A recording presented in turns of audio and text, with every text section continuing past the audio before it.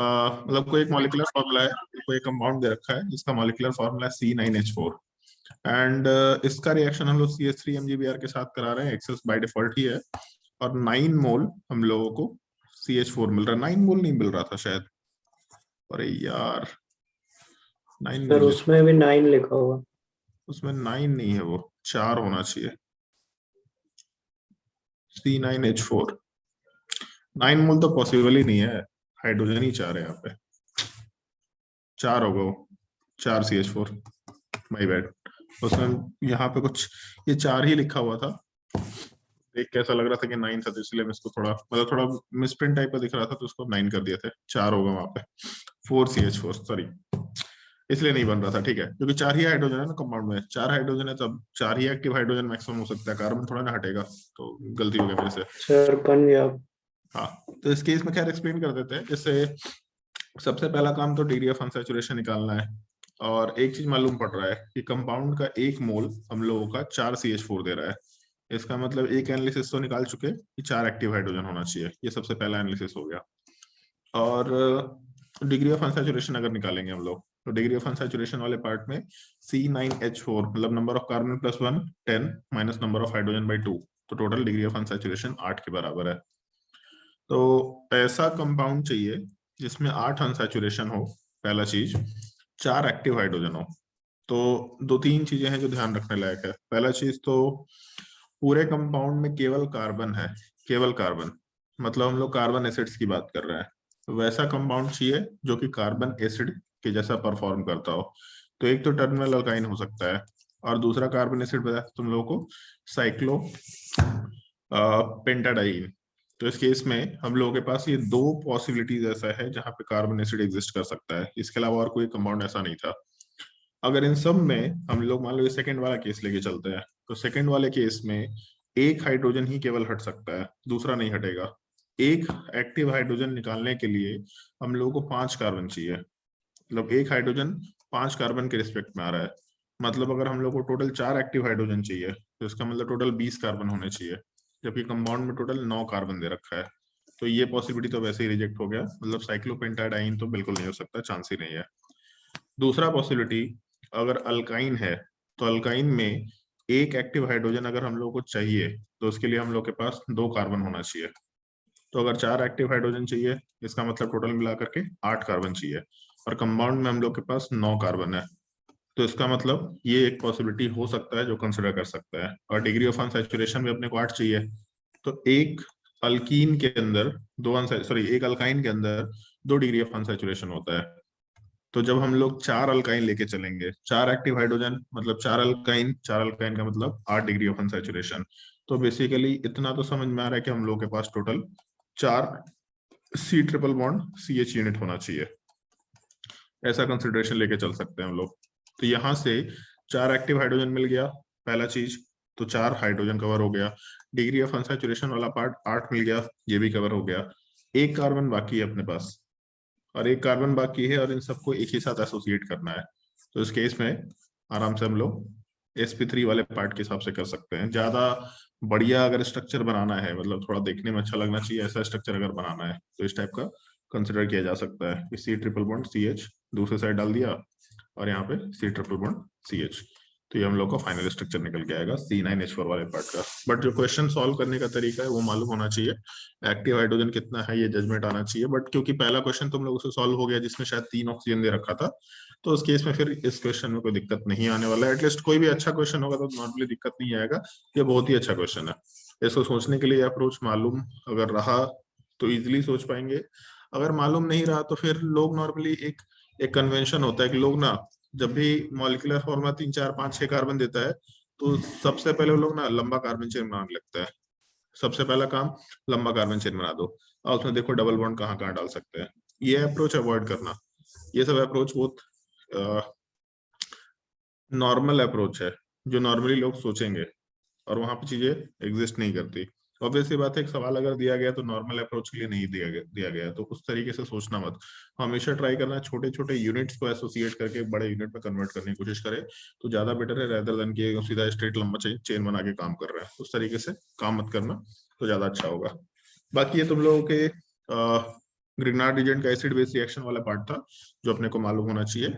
इसके अलावा फिर हम लोग का वही है, रिएक्टिविटी के सीरीज में हम लोग ये डिस्कशन कर सकते हैं कि जो हम लोग 4 रिएक्शंस लिखे थे उसमें हम लोग का रिएक्टिविटी का ऑर्डर क्या होना चाहिए। तो इसमें 2-3 पॉइंट्स है रिएक्टिविटी वाले पार्ट में जो अपने को ध्यान रखने का है। नोट्स कॉपी में दोनों साथ दे रखा होगा।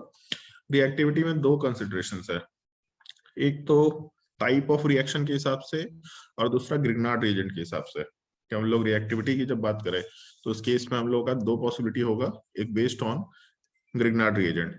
तो ग्रिग्नार्ड रिएजेंट में हम लोग का वापस 2 केस होना चाहिए। एक तो जैसे ऐसा हो सकता है कि RMgCl हो, RF वाला पार्ट बनता भी नहीं, यहाँ पे फ्लोरीन नॉर्मली नहीं होता है, बट चलो ठीक है, अगर फ्लोरीन भी रहा तो चलो देख लेंगे कैसा होगा। दूसरा RMg के साथ Cl हो, तीसरा RMg के साथ Br दे रखा जो एक्चुअल ग्रिग्नार्ड रिएजेंट है, और चौथा RMg के साथ आयोडीन हो। अगर ये केस रहा तब उस केस में रिएक्टिविटी का ऑर्डर क्या होगा। तो इस केस में रिएक्टिविटी का ऑर्डर हम लोग इस ऑर्डर में रखते हैं। अगर आयोडीन रहा तो सबसे ज्यादा रिएक्टिविटी, फ्लोरीन रहा तो सबसे less reactivity. Normally bond strength से इस चीज को एसोसिएट किया जाता है, बट केवल बॉन्ड स्ट्रेंथ यहाँ रोल प्ले नहीं करता, R- का अवेलेबिलिटी भी रोल प्ले करता है कि R- कितना अवेलेबल है उसके हिसाब से। लेकिन नॉर्मली ऐसा बोल दिया जाता है क्योंकि RF का बॉन्ड थोड़ा मुश्किल से ब्रेक होता है तो जल्दी बनता भी नहीं है, इसलिए उस हिसाब से एसोसिएट किया जाता है, बट वो कोई रीजन नहीं होगा, उसका कोई सेंस नहीं है। हम लोग को मतलब होगा R- के वजह से कितना ज्यादा R- है। तो अगर F के ऊपर माइनस चार्ज ज्यादा प्रोमिनेंट है तो R के ऊपर माइनस चार्ज थोड़ा कम होगा, ऐसा हम लोग आराम से सोच सकते हैं, क्योंकि हम लोग को ओवरऑल कंपाउंड के डायनेमिक्स को कंट्रोल करके चलना है। एक तो ये ऑर्डर का ध्यान रखना रिएक्टिविटी का, कि अगर आयोडीन रहा तो सबसे ज्यादा रिएक्टिविटी, फ्लोरीन रहा तो सबसे लेस रिएक्टिविटी। और दूसरा सिनेरियो है जहां पे हम लोग ये कंसिडर करते हैं हाइयर स्टेबिलिटी ऑफ R-, इसका मतलब लोअर, या फिर ऐसा लिख देते हैं हाइयर स्टेबिलिटी और ग्रिग्नार्ड रिएजेंट मतलब लोअर रिएक्टिविटी। और ये बहुत ही ऑब्वियस रीजन है, मतलब बहुत ही लॉजिकल चीज है कि अगर हम लोग के R- का रिएक्टिविटी ज्यादा होगा, मतलब सिंपल सा स्टेटमेंट है, R- जितना ज्यादा स्टेबल होगा उतना ही लेस रिएक्टिव नेचर का होगा। जैसे अगर मान लो ये केस लेके चलते हैं, C2H5 MgBr, पहला case C double bond C minus MgBr, और तीसरा case C triple bond C minus MgBr। पूछा इन तीनों में सबसे ज्यादा रिएक्टिव कौन सा होगा। तो ऑब्वियस सी बात है, पहले वाले केस में sp कार्बन के ऊपर, सॉरी sp3 कार्बन के ऊपर नेगेटिव चार्ज, दूसरे वाले केस में sp2 कार्बन के ऊपर, और थर्ड वाले केस में sp कार्बन के ऊपर नेगेटिव चार्ज। तो जो सबसे ज्यादा स्टेबल होगा वो सबसे लेस रिएक्टिव होगा, जो सबसे लेस स्टेबल होगा सबसे ज्यादा रिएक्टिव होगा। बेसिकली बस नेगेटिव चार्ज का गेम है, जहां नेगेटिव चार्ज ज्यादा प्रोमिनेंट है बस वहां से रिएक्टिविटी को कंसिडर करना है। तो एक ये भी फैक्टर है अपने रिएक्टिविटी में जो रोल प्ले करता है। बट इन दोनों फैक्टर्स के अलावा हम लोगों का बेस्ड ऑन द रिएक्शन भी रहेगा एक अप्रोच जो अपने को मालूम होना चाहिए। मतलब एक तो हम लोग का हो गया ग्रिग्नार्ड रीजेंट के हिसाब से, दूसरा रिएक्शन के ऊपर हम लोग किस तरीके से बात कर सकते हैं। तो रिएक्शन के ऊपर हम लोग की रिएक्टिविटी में ये ऑर्डर बहुत ही मस्ट है, याद रखना बहुत ही जरूरी है। सबसे पहला पार्ट तो एसिड बेस रिएक्शन, क्योंकि इसी ऑर्डर में आप लोग को रिएक्शन सोचना है।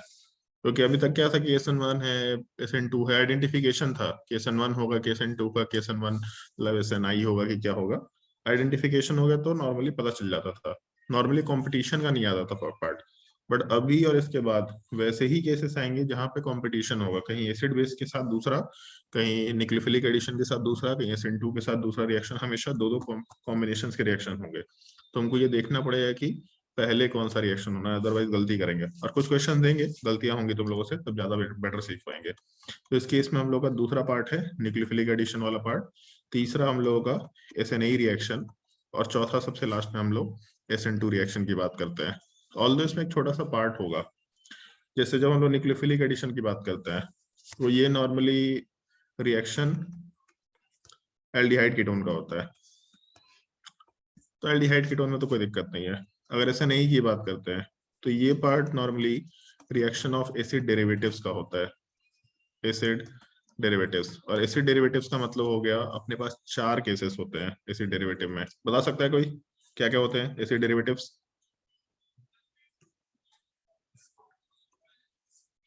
किसी को नहीं मालूम है जी? एक को हम लोग एसिड हैलाइड बोलते हैं, एसिड हैलाइड बोलो या असाइल हैलाइड बोलो, दोनों नाम चलता है। दूसरा हम लोगों का एनहाइड्राइड होता है, ये भी हम पार्टिकुलर ऑर्डर में लिख रहे हैं, ये भी रिएक्टिविटी का ऑर्डर है। तीसरा हम लोगों का ईस्टर होता है और चौथा हम लोगों का अमाइड होता है।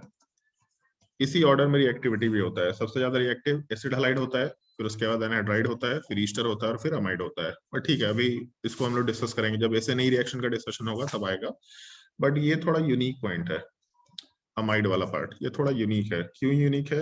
क्योंकि इसमें ये वाला पार्ट केवल 3 डिग्री अमाइड क्लियर आता है, केवल 3 डिग्री। क्योंकि 1 डिग्री और 2 डिग्री अगर लेके चलेंगे, RC double bond O NH2 अगर 1 डिग्री ले लिया, तो इस केस में एक चीज हम लोग को दिख रहा है कि ये एसिड डेरिवेटिव है। एसिड डेरिवेटिव का मतलब जो कार्बोक्सिलिक एसिड से डेराइव हुआ हो, यहाँ पे OH की जगह पे दूसरा ग्रुप आ गया, तो इस कार्बन पे रिएक्शन होगा, कोई दिक्कत नहीं है।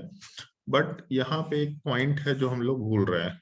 ये एसिड डेरिवेटिव तो है, लेकिन इसमें एक्टिव हाइड्रोजन है। अगर एक्टिव हाइड्रोजन है तो इस केस में ये पार्ट एसिड बेस रिएक्शन करेगा, ये बहुत ही मस्ट है। तो अगर ये एसिड बेस रिएक्शन करेगा, इसका मतलब सबसे ज्यादा रिएक्टिव नेचर का आएगा, ये वाला पार्ट बिल्कुल आगे निकल के आ जाएगा। तो एसिड डेरिवेटिव के हिसाब से ठीक है, अगर हम लोग का ऐसे नहीं रिएक्शन होगा तो ऐसे नहीं रिएक्शन में ये पीछे आएगा, कोई दिक्कत नहीं है। बट अगर हम लोगों का एक्टिव हाइड्रोजन वाला पार्ट रिएक्टिविटी में आ गया, तब हम लोग के लिए प्रॉब्लम है। और सेम सिचुएशन आएगा हम लोगों के 2 डिग्री वाले पार्ट में, R के साथ C डबल बॉन्ड हो और नाइट्रोजन वाले पार्ट के ऊपर अगर हम लोग का कोई भी एक कार्बन चेन एग्जिस्ट करता है, तो भी एटलीस्ट एक हाइड्रोजन है यहाँ पे। अगर एक हाइड्रोजन है यहाँ पे, तो इसका मतलब हम लोग का सेम एक्टिव हाइड्रोजन का ही केस निकल के आ रहा है। अगर एक हाइड्रोजन है तो एक्टिव हाइड्रोजन है, मतलब एसिड बेस रिएक्शन होगा। एसिड बेस रिएक्शन अगर हुआ तो रिएक्टिविटी में सबसे हाईएस्ट रहेगा। तो ये थोड़ा सा पॉइंट याद रखना है, ऑल्दो रिएक्टिविटी का ये कंसिडरेशन है। बट ऐसे नहीं में अगर अमाइड रहा तो अमाइड वाले केस में थोड़ा हम लोग का ऑर्डर चेंज हो जाता है, ये थोड़ा ध्यान रखना। 1-2 बार क्वेश्चंस में गलती करेंगे, नेगेटिव मार्किंग होगा तो अपने आप याद आना शुरू हो जाएगा, बहुत बड़ा चीज नहीं है इसमें, ठीक है। कोई डाउट यहाँ तक तो पूछ सकते हैं, कोई भी डाउट है तो पूछ लो। सर सबसे पहला वाला ऑर्डर एक बार और एक्सप्लेन कर दिया ना। कौन सा? ये वाला ग्रिग्नार्ड रिएजेंट वाला। ये सर यहाँ पे लॉजिक नहीं समझ में आ रहा है जो लगा। इस तरीके से समझ सकते हैं ना, जैसे R माइनस जितना ज्यादा प्रोमिनेंट होगा, कार्बन के ऊपर जितना ज्यादा माइनस चार्ज होगा, उस केस में फिर हम लोगों का उतना ज्यादा रिएक्टिविटी रहेगा। तो फ्लोरीन के ऊपर अगर माइनस चार्ज निकल के आना शुरू हो गया, तो ये एटम दूसरे तरफ से माइनस चार्ज अपने तरफ खींचना चाहेगा, अपने तरफ ज्यादा रखना चाहेगा। पूरे सिस्टम में अपने तरफ आयनिक कैरेक्टर ज्यादा पुश करके रखेगा, तो माइनस चार्ज कहाँ से एडजस्ट होगा? तो से बात है, दूसरे साइड से एडजस्ट होगा। और कोई डाउट?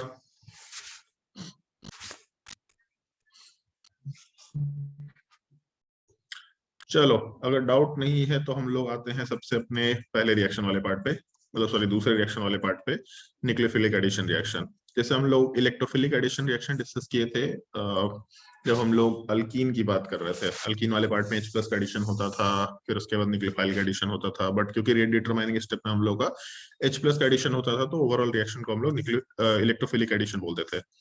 अगर हम लोग न्यूक्लियोफाइल का एडिशन करना है, तो इस केस में हम लोग के पास 2 ही पॉसिबिलिटी है, एल्डिहाइड का रिएक्शन या फिर कीटोन का रिएक्शन। इन दोनों केस में अगर हम लोग का रिएक्शन होता है तो नॉर्मली न्यूक्लियोफिलिक एडिशन होता है। मतलब इसमें 2 पॉसिबिलिटीज होता है एक्चुअल में। जब भी कभी तुम लोग कोई स्टैंडर्ड बुक उठा के देखेगा तो उसमें 2 चीज होगा, रिएक्शन एट कार्बोनिल कार्बन और दूसरा रिएक्शन एट अल्फा कार्बन। हमेशा ऐसा रहेगा। रिएक्शन ऑफ कार्बोनिल कंपाउंड, उसमें पहला पार्ट ब्रैकेट में रहेगा reaction at carbonyl carbon C double bond O, और रिएक्शन दूसरे वाले केस में एट अल्फा कार्बन। हमेशा ये 2 चीज 2 अलग अलग टॉपिक्स में रहेंगे। क्योंकि कार्बोनिल कार्बन तो बहुत ऑब्वियस चीज है, ऑलमोस्ट 9th टाइम रिपीट कर रहा है। जब भी कोई एटम अपने से ज्यादा इलेक्ट्रोनेगेटिव एटम के साथ अगर पाई बॉन्ड से अटैच्ड है तो इलेक्ट्रोफिलिक सेंटर है। अगर इलेक्ट्रोफिलिक सेंटर है तो उसमें न्यूक्लियोफाइल आराम से आ सकता है, एक पॉसिबिलिटी। और अल्फा कार्बन पे रिएक्शन हम लोग डिस्कस कर चुके हैं, टॉटोमराइजेशन के टाइम पे डिस्कस कर चुके हैं, या फिर ड्यूटेरियम एक्सचेंज के टाइम पे डिस्कस कर चुके हैं। तो वहां पे तुम लोग को समझ में आ गया, तो वहां पे ये पॉइंट मेंशन किया था कि जब भी कभी एल्डिहाइड कीटोन होगा तो इधर कार्बोनिल कंपाउंड और नहीं तो अल्फा कार्बन, केवल ये 2 जगह पे ही रिएक्शन होगा। जब हम लोग का कार्बोनिल कार्बन पे रिएक्शन होगा वो हम लोग का न्यूक्लियोफिलिक एडिशन का स्टेप है।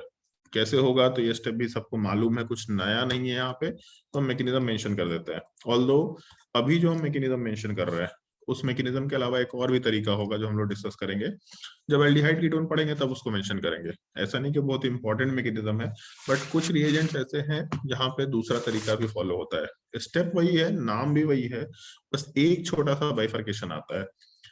पहले जगह पे मतलब यहाँ पे अभी हम लोग जो डिस्कशन करेंगे, यहाँ पे एक स्टेप जो लास्ट में हो रहा है वही दूसरी जगह पे पहले स्टेप में हो जाएगा, बट उससे क्योंकि रेट डिटरमाइनिंग स्टेप पे फर्क नहीं पड़ता तो इसलिए हम लोग के नाम पे फर्क नहीं पड़ता। बट मेन मैकेनिज्म जो अभी हम लोग डिस्कस करेंगे यही रहेगा, उसी के हिसाब से चलना है। बट स्टिल दोनों मैकेनिज्म मालूम होना चाहिए, बहुत ज्यादा डिफरेंस है नहीं दोनों में, एक स्टेप बस इंटरचेंज हो जाता है, बस पोजिशन चेंज हो जाता है स्टेप का, बाकी चीजें एग्जैक्टली सेम रहती है। और उसमें जैसे ऐसा कंसिडरेशन ले सकते हैं, अगर हम लोग के पास एल्डिहाइड कीटोन दे रखा, इसका रिएक्शन अगर हम लोग ग्रिग्नार्ड रिएजेंट के साथ कराते हैं RMGBr या RMGX के साथ, ये पहला स्टेप होगा। उसके बाद हमेशा दूसरे स्टेप में हम लोग एसिडिफिकेशन करेंगे। अब एसिडिफिकेशन करने के लिए H+ दो या H3O+ दो, H2SO4 दो, कहीं कहीं पे कुछ और भी चीजें हो सकती हैं, NH4+ हो सकता है, डिपेंड करता है वो सिचुएशन के हिसाब से, एक दो क्वेश्चन में थोड़े चेंज होंगे, बट इन जनरल H+ दे रखा होगा। ये हमेशा सेकंड स्टेप में होगा। क्यों होगा उसके पीछे का भी रीजन है। तो अपने प्रोडक्ट वाले पार्ट में कार्बन के ऊपर जो दोनों बॉन्ड है, अब जैसे इसमें दो चीजें हो सकती हैं, आइदर हम लोग के कंपाउंड में एल्डिहाइड हुआ या हम लोग के कंपाउंड में कीटोन हुआ, ये दो चीजें हो सकती हैं। तो एल्डिहाइड रहा तो ठीक है, कीटोन रहा तो भी ठीक है, उससे कोई फर्क नहीं पड़ रहा, जैसा जो कंपाउंड को डालना है डाल सकते हैं। प्रोडक्ट बहुत ही इजी है, जो हम लोगों का एक काम करते हैं, इसको ना डबल डैश कर देते हैं, ज्यादा बेटर होगा, क्योंकि ग्रिग्नार्ड एजेंट में आ रखा है। प्रोडक्ट बहुत ही इजी है, जो हम लोगों का डबल बॉन्ड ऑक्सीजन है इसको OH में कन्वर्ट कर दो, सिंगल बॉन्ड, सबसे पहला चीज। और दूसरा, जो हम लोग का ग्रिग्नार्ड रिएजेंट की तरफ से कार्बन चेन है वो हम लोग के उस कार्बोनिल कार्बन पे ऐड हो जाएगा। तो जो R- है nucleophile, that is added on the carbon, that is why it is called as nucleophilic addition reaction. बहुत स्ट्रेट फॉरवर्ड रिएक्शन है कि जो डबल बॉन्ड ऑक्सीजन है उसको OH में कन्वर्ट कर दिया, और जो हम लोगों का कार्बन चेन वाला पार्ट था ग्रिग्नार्ड रिएजेंट की तरफ से, वो हम लोगों के उस कार्बोनिल कार्बन पे ऐड करके प्रोडक्ट का फॉर्मेशन आराम से कर दिए। ये हम लोग का न्यूक्लियोफिलिक एडिशन का रिएक्शन है। सेकेंड स्टेप में एसिडिफिकेशन करते हैं। दो रीजन है, एक तो मैकेनिज्म में समझ में आएगा, दूसरा रीजन ये कि हम लोगों का एसिडिफिकेशन का जब स्टेप होगा तो अगर कोई एक्सेस ग्रिग्नार्ड रिएजेंट एग्जिस्ट करता है वो भी न्यूट्रलाइज हो जाएगा, क्योंकि जैसे H+ डालेंगे तो सेकेंड स्टेप में H+ डालते ही जो एक्सेस ग्रिग्नार्ड रिएजेंट R- के फॉर्म में है वो RH के फॉर्म में कन्वर्ट हो जाएगा। तो दो रीजन में से एक रीजन अभी हम बताएंगे मैकेनिज्म में, दूसरा रीजन ध्यान रखना, excess Grignard reagent is consumed during the acidification step, ये अपने को मालूम रखना होता है। बाकी मैकेनिज्म बहुत ही स्ट्रेट फॉरवर्ड है, देख रखा है तुम लोगों ने, 10वीं बार उसी पॉइंट को बोल दे रहे हैं। अगर हम लोग का ग्रिग्नार्ड रिएजेंट रहा R के साथ C डबल बॉन्ड हो और यहाँ पे H, अगर इसका रिएक्शन हम लोग ग्रिग्नार्ड रिएजेंट के साथ कराए, सॉरी अगर हम लोग का एल्डिहाइड कीटोन रहा और उसका रिएक्शन अगर हम लोग ग्रिग्नार्ड रिएजेंट के साथ कराए, तो जब भी कोई एटम अपने से ज्यादा इलेक्ट्रोनेगेटिव एटम के साथ पाई बॉन्ड से अटैच्ड है, वो इलेक्ट्रोफिलिक सेंटर होगा, मतलब न्यूक्लियोफाइल वाला पार्ट आराम से उस पर इलेक्ट्रॉन कोऑर्डिनेट करेगा, और क्योंकि पाई बॉन्ड वीक नेचर का होता है तो आराम से ब्रेक करके हट भी जाएगा। तो इसके बाद अगले स्टेप में जो कार्बन है कार्बोनिल कार्बन, उस पे एक तो हाइड्रोजन प्रेजेंट है अपना, उस पे एक कार्बन चेन प्रेजेंट है R-, जो डबल बॉन्ड ऑक्सीजन है वो ब्रेक करके O- में कन्वर्ट हो गया, और जो हम लोग का R- वाला पार्ट है वो इस पे ऐड हो गया, मतलब न्यूक्लियोफाइल का एडिशन हो गया। और जो O- है अभी हम लोग के इंटरमीडिएट में MgBr के साथ अटैच रहेगा, कोई दिक्कत नहीं है। उसके बाद हम लोग जब H+ का एडिशन करेंगे, थोड़ा बैकग्राउंड में जाओ, बहुत दिन पहले ये डिस्कशन किए थे हम लोग न्यूक्लियोफिलिक सॉरी उसमें फ्री रेडिकल में, कि जब भी कभी हम लोग कोई भी ऑक्सीजन और किसी मेटल के बॉन्ड पे या नॉन मेटल या मेटल के बॉन्ड को वाटर में डालते हैं, तो उस केस में सारा मेटल और नॉन मेटल बॉन्ड ब्रेक होकर के वहां पे H का एडिशन होता है। तो इससे O- और MgBr दे रखा, इसमें अगर वाटर का एडिशन करेंगे तो ये बॉन्ड ब्रेक होगा, और ये बॉन्ड ब्रेक होने के बाद यहाँ ऑक्सीजन वाले पार्ट पे H का एडिशन होगा, ऐसा हम लोग आराम से सोच सकते हैं। तो बेसिकली जैसे ही हम लोग एसिडिफिकेशन के लिए H+ डालेंगे, तो प्रोडक्ट वाले पार्ट में हम लोग का R- कार्बन, एक कार्बन चेन अटैच्ड है, हाइड्रोजन अटैच्ड है, ऑक्सीजन अटैच्ड है, और इसके ऊपर हम लोग का हाइड्रोजन का एडिशन हो जाएगा। तो बेसिकली ऑक्सीजन का जो माइनस चार्ज है उसको हटाने के लिए, उसको OH में कन्वर्ट करने के लिए हम लोग एसिडिफिकेशन का स्टेप यूज कर रहे हैं। ये दूसरा रीजन था जो मालूम होना चाहिए। अब ये दो स्टेप है, दो स्टेप में रेट डिटरमाइनिंग स्टेप दूसरा तो हो नहीं सकता, एसिड बेस रिएक्शन हमेशा फास्ट स्टेप है, तो दूसरा फास्ट स्टेप होगा। तो बचा क्या ऑप्शन, हम लोग का पहला ऑप्शन। और इनफैक्ट ऐसे भी रेट डिटरमाइनिंग स्टेप पहला स्टेप है, क्योंकि इलेक्ट्रोफिलिक सेंटर तो है, बट ऐसा नहीं है कि वहां पर रिएक्शन एकदम बिल्कुल इंस्टेंटेनियस होता है। वहां पे इलेक्ट्रोफाइल है, इलेक्ट्रोफाइल न्यूक्लियोफाइल का रिएक्शन हमेशा स्लो ही रहता है। रिलेटिव रेट फास्ट हो सकता है, बट यहाँ पे रिएक्शन वाला पार्ट नॉर्मली हम लोग का पाई बॉन्ड ब्रेक हो रहा है, तो कोई भी बॉन्ड ब्रेक हो रहा है तो ऑब्वियसली बात है टाइम लगाएगा उसमें। पहला स्टेप जिसमें न्यूक्लियोफाइल का एडिशन हो रहा है, that is the rate determining step. तो हम लोग उसके हिसाब से रेट ऑफ रिएक्शन के थोड़े बहुत फैक्टर्स की बात कर सकते हैं, थोड़ा बहुत डिस्कशन कर सकते हैं। एक डिस्कशन अपने को ध्यान रखना होगा, ये डिस्कशन हम लोगों के एक सवाल में बहुत हेल्प करेगा, बहुत ही अच्छा सवाल है, उसमें हेल्प करेगा। ट्रांजिशन स्टेट कैसा होता है हम लोग के रेट डिटरमाइनिंग स्टेप का। लास्ट स्टेप का ट्रांजिशन स्टेट नहीं बता रहे, H प्लस का एडिशन क्या है उसमें बताने का है, बट पहले स्टेप का जो ट्रांजिशन स्टेट है ये इसलिए हेल्प करेगा क्योंकि इस पूरे पार्ट में कार्बन जो है, ये पार्ट ऑक्सीजन कार्बन, ये sorry carbon chain Grignard reagent का, वो कार्बन ही कार्बन पे ऐड हो रहा।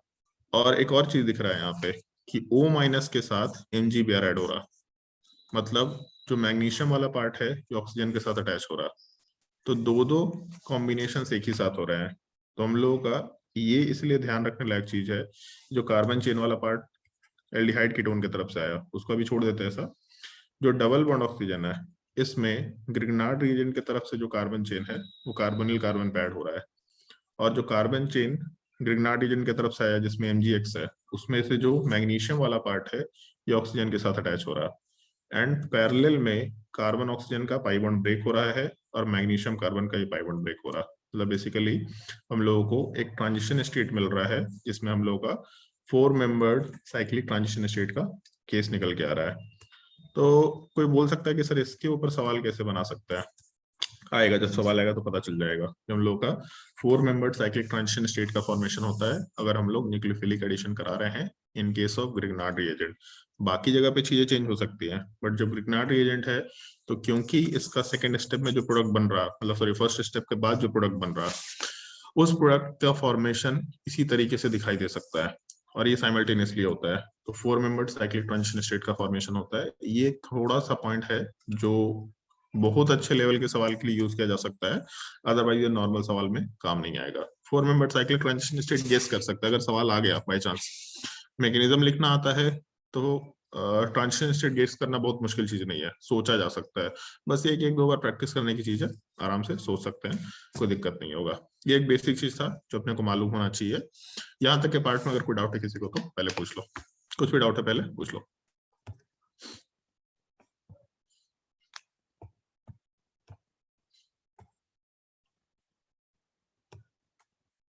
अगर इसमें डाउट नहीं है तो इसमें दो चीजों का डिस्कशन करेंगे हम लोग। पहला तो स्टीरियोकेमिस्ट्री और दूसरा रिएक्टिविटी, क्योंकि रिएक्टिविटी तो हर जगह मैकेनिज्म में डिस्कस करने का होता ही है। और दूसरा स्टीरियोकेमिस्ट्री। पहले चलो पहले रिएक्टिविटी डिस्कस कर लेते हैं। रिएक्टिविटी में दो तीन पॉइंट्स जो अपने को ध्यान रखने का है।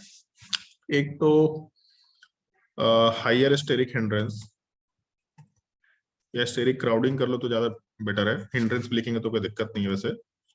Higher steric hindrance at carbonyl carbon, इसका मतलब लोअर रिएक्टिविटी।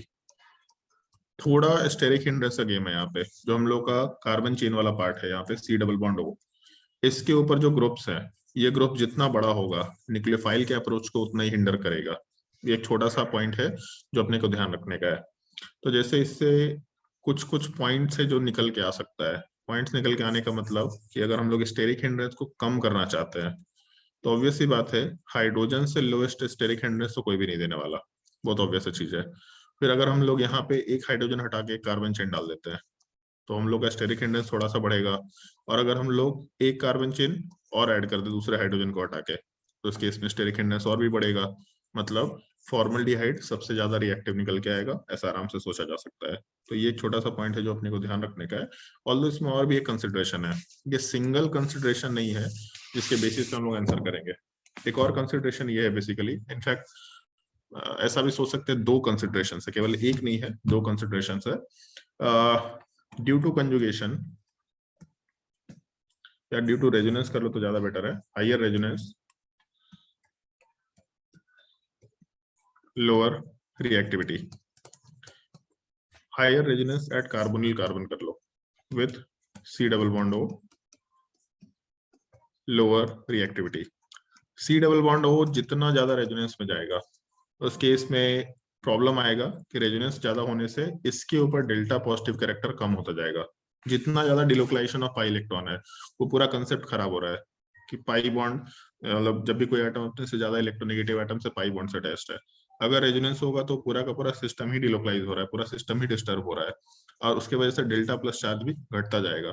तो इस केस में फिर हम लोग का रिएक्टिविटी घटेगा और उसकी वजह से हम लोग का एक अलग कंसिडरेशन आ सकता है। तो जैसे मान लो कि स्टेरिक हिंड्रेंस का फैक्टर है और रेजोनेंस का फैक्टर है, तो ये भी ऐसा रोल प्ले कर सकता है। जैसे ऐसा एग्जांपल हम नॉर्मली नोट्स कॉपी में अपने करा रखे होते हैं, जहां तक हमको ध्यान है।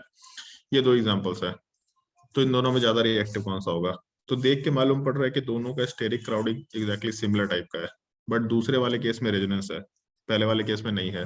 तो रेजोनेंस होने से दूसरा ज्यादा स्टेबल सिस्टम हो गया, या यहाँ पे पाई बॉन्ड का डिलोकलाइजेशन हो गया, डेल्टा पॉजिटिव चार्ज कम रहा, वहां पे हम लोग का पहले वाले केस में रिएक्टिविटी ज्यादा होगा। अब कोई लोग ऐसा बोल सकता है कि सर स्टेरिक हिंड्रेंस को ज्यादा बड़ा फैक्टर मानेंगे कि रेजोनेंस को? नहीं कमेंट कर सकते। ऐसा दो अलग अलग अगर रूल है जो एक दूसरे को कॉन्ट्रडिक्ट करता है तब कोई कमेंट नहीं कर सकते। इनफैक्ट थर्ड वाला पॉइंट तो और बड़ा फैक्टर है। अगर हम लोग देखें तो थर्ड वाला फैक्टर ज्यादा इंपॉर्टेंट होता है। पूरा का पूरा पॉइंट कि कार्बोनिल सिस्टम इलेक्ट्रोफिलिक सेंटर है, ये एग्जिस्ट ही क्यों कर रहा है?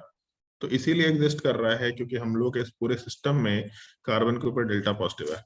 पाई बॉन्ड होने से डेल्टा पॉजिटिव का मैग्नीट्यूड भी बढ़ जाता है और पाई बॉन्ड वीक नेचर का है जो ब्रेक होने के लिए भी रेडी होता है। जब हम लोग ग्रीनार्ड अल्काइल लेते थे तो यहाँ भी डेल्टा प्लस था, और यहाँ क्योंकि सिग्मा बॉन्ड था तो थोड़ा मुश्किल था इसको ब्रेक करना, बट स्टिल ये ब्रेक होता था।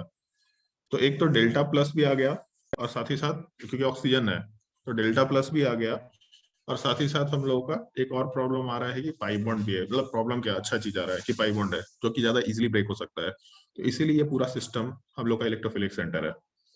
तो अगर हम लोग किसी तरीके से इस डेल्टा पॉजिटिव चार्ज को बढ़ाते चले जाएं किसी तरीके से, तो और अच्छी बात है। जितना ज्यादा डेल्टा पॉजिटिव उतना ज्यादा इलेक्ट्रोफिलिक नेचर, पॉजिटिव चार्ज मतलब इलेक्ट्रोफाइल, तो जितना ज्यादा पॉजिटिव चार्ज उतना ज्यादा बेटर इलेक्ट्रोफाइल, उतना ज्यादा रिएक्टिव नेचर। तो ये हम लोगों का तीसरा एक पॉइंट निकल के आता है, higher electron withdrawing group at carbonyl carbon, मतलब हायर रिएक्टिविटी।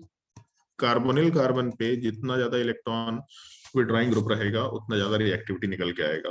अब ये पॉइंट थोड़ा ऐसा है जो कंफ्यूजन क्रिएट करेगा कि सर किसको ऊपर रखे। जैसे मान लो ऐसा दे रखा HCHO ग्रुप दे रखा और सामने ऐसा बेंजीन रिंग दे रखा, तो बेंजीन रिंग तो खैर रेजोनेंस भी करा सकता है बट इलेक्ट्रॉन विड्रॉइंग नेचर का भी है।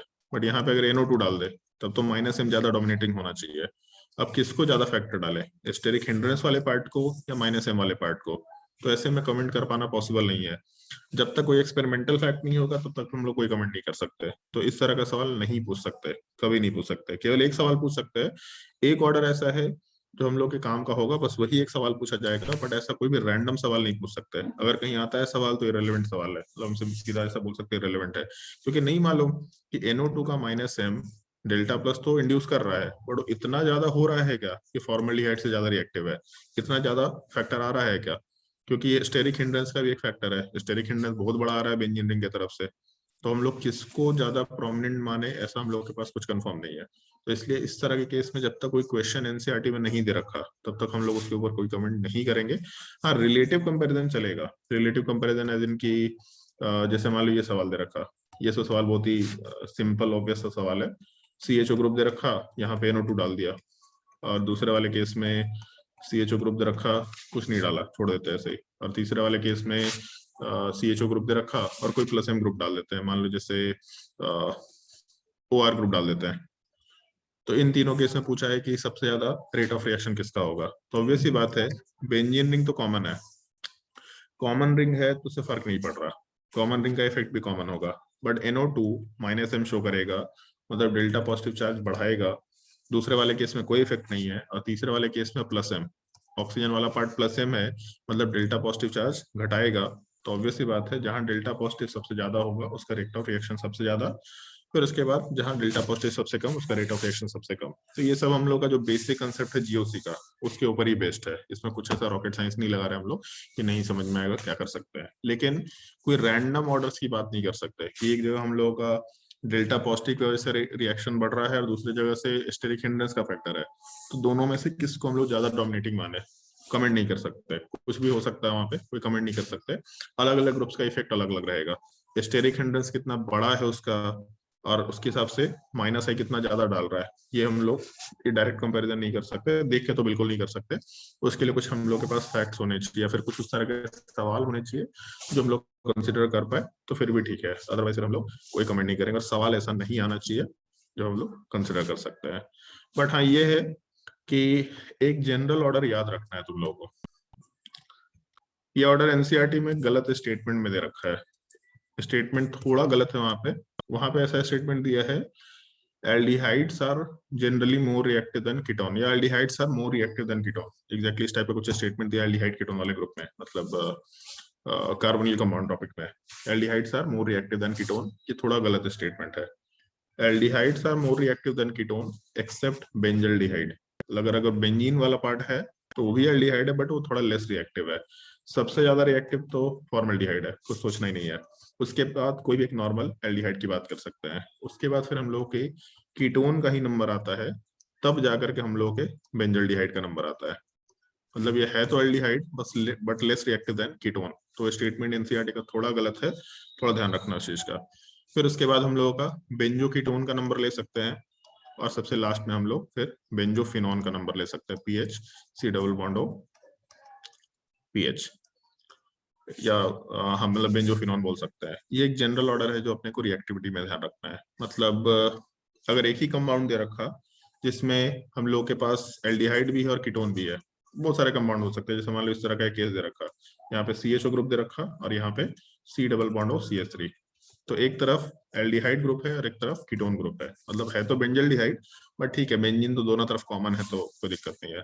तो एक तरफ एल्डिहाइड ग्रुप, एक तरफ कीटोन ग्रुप, और एक ही मोल के साथ रिएक्शन है। कोई हम लोग एक मोल ग्रिग्नार्ड रिएजेंट के साथ रिएक्शन करा रहे हैं, तब क्या होगा? तो ऑब्वियस सी बात है इस तरह के केस में फिर हम लोग आराम से एल्डिहाइड वाले यूनिट पे ही रिएक्शन कराएंगे, ना कि कीटोन वाले पार्ट पे। हमेशा एल्डिहाइड वाले पार्ट पे रिएक्शन कराएंगे, कीटोन वाले पार्ट में हम लोग कुछ भी नहीं करने जा रहे हैं। ये हम लोग का बेसिक पार्ट होगा जो रिएक्टिविटी के बेसिस पे आराम से कंसिडर कर सकते हैं। बट क्योंकि SN2 वगैरह में इस तरह का चीज हम लोग देख चुके हैं कि दो जगह रिएक्टिविटी है, तो जहां ज्यादा रिएक्टिविटी होगा वहीं पे रिएक्शन होगा, तो बहुत ही ऑब्वियस सा चीज है।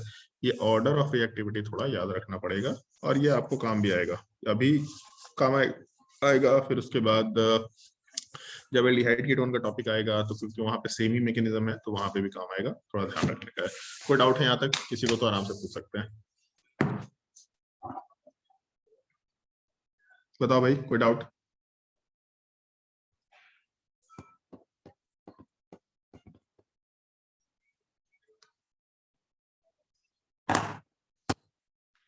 सर ये जनरल जो ऑर्डर है वो तो फिर मोल पे भी डिपेंड करेगा ना, कितना मोल दिया हुआ है। वो केमिकल काइनेटिक्स के हिसाब से सवाल पूछा जाता है क्या? सवाल क्या पूछता है? Which compare the reactivity of the following compound, उसमें मोल दिया रहता है क्या? कैसा घटिया सवाल पूछता है?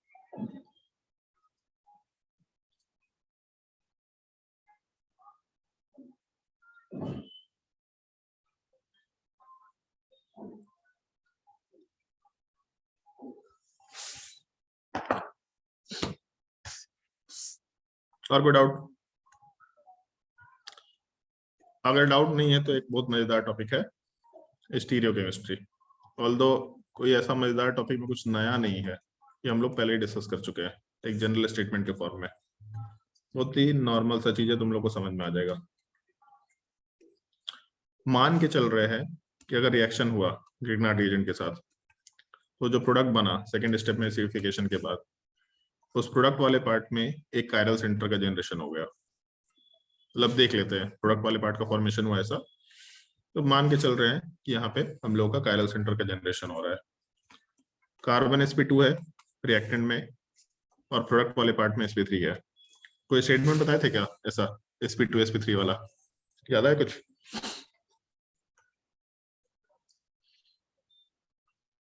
बताओ भाई, कोई ऐसा स्टेटमेंट बताए थे क्या?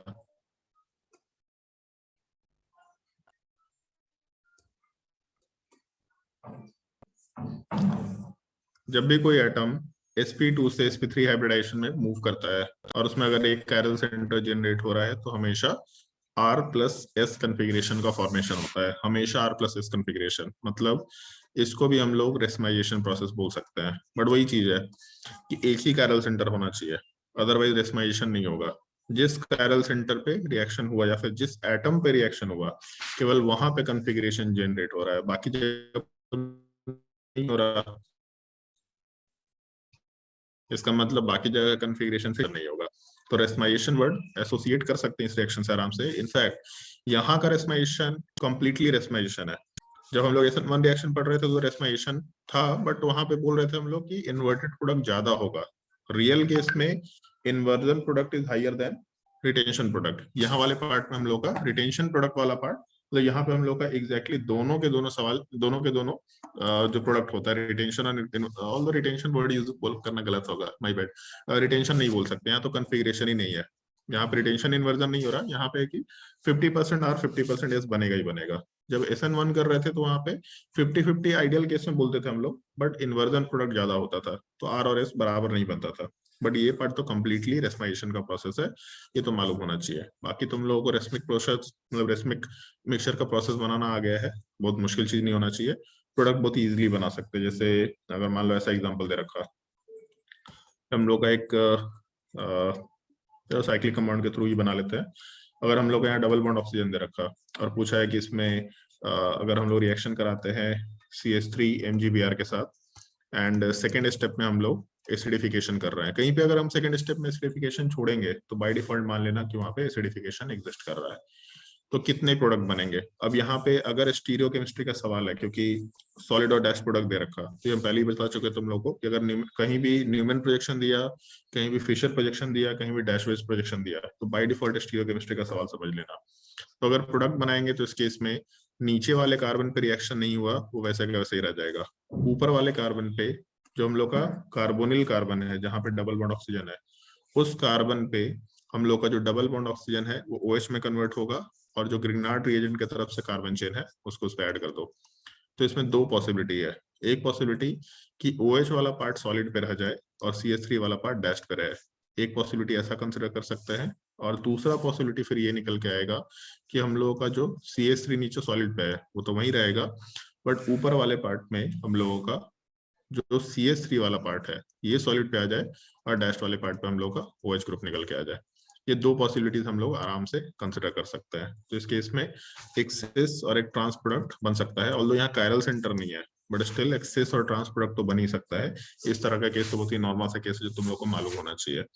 तो अगर हम लोगों का रिएक्शन हुआ तो स्टीरियो केमिस्ट्री का सवाल बहुत ही ऑब्वियस सा सवाल है, ये सवाल मालूम होना चाहिए, इसमें कोई दिक्कत नहीं होना चाहिए मेरे हिसाब से किसी को। अगर कोई दिक्कत है तो आराम से पूछ सकते हैं। ये दोनों पार्ट में, रिएक्टिविटी में और स्टीरियो केमिस्ट्री में, अगर कोई दिक्कत है तो पूछ लो।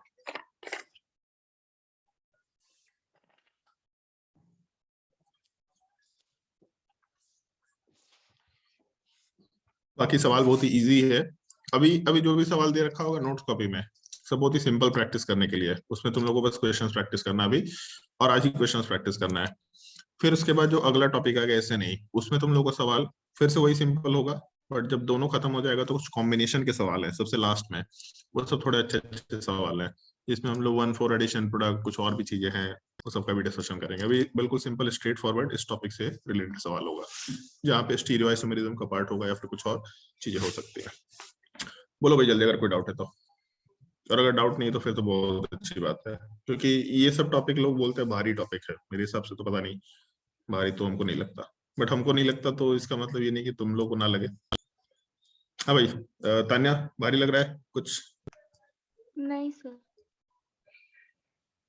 आसान टॉपिक है सब, तो तुम लोग को आसानी लगता है, फिर बोलते ऑर्गेनिक केमिस्ट्री सिर्फ समझ ही नहीं आता, पता नहीं क्या दिक्कत है।